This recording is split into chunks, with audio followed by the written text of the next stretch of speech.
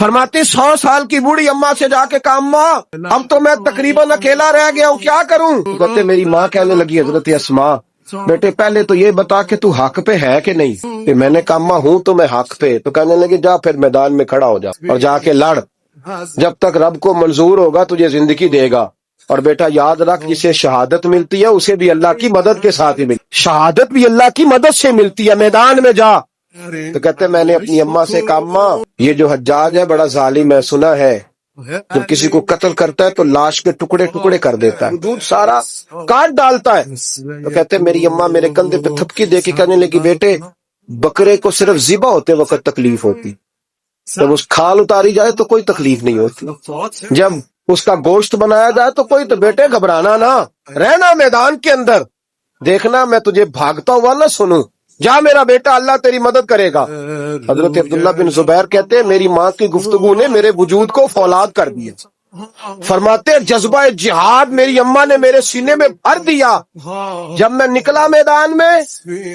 تو حضرت اسماء پھر پکارنے لگی، کہنے لگی عبداللہ یہ یاد رکھنا کہ تم اس کے بیٹے ہو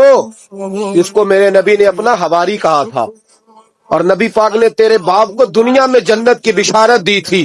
اور یاد رکھنا کہ تیری دادی مصطفیٰ کی سگی پھوپھی تھی، اور یہ بھی یاد رکھنا کہ تیرے نانا وہ ہے جنہیں دنیا صدیق اکبر کہتی ہے، اور یہ بھی ذہن میں رکھنا کہ تیری خالہ وہ ہے جو ام المومنین سیدہ عائشہ ہے۔ بیٹا جب میدان میں لڑنا تو اپنے خاندانی وقار کا ضرور خیال رکھنا، یاد رکھنا تم کون ہو، کس کے بیٹے ہو، کس کے بھانجے، کس کے بھتیجے، کس کے نواسے، خیال رکھنا۔ حضرت عبداللہ بن زبیر لڑے اور جب شہید ہو گئے تو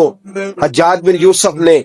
ان کی لاش کو چوک میں لٹکا دیا، مکے کے چوک میں جہاں جنت المالا ہے، اس چوک میں ان کی لاش لٹکی۔ 14واں دن ہو گیا لاش کو لٹکے ہوئے، تو عبداللہ بن عمر گزرے، فرمانے لگے یہ دیکھو شاہ سوار لٹکا ہوا ہے، اور دیکھو 14 دن بیت گئے، اس کے وجود سے جب بھی کوئی سونگتا ہے اسے میٹھی خوشبو ہی آتی ہے۔ اور عبداللہ ابن عمر فرمانے لگے خوشبو کیوں نہ آئے، اس کے وجود میں جو پہلی غذا گئی تھی وہ مصطفیٰ کا لعاب دہن داخل ہوا۔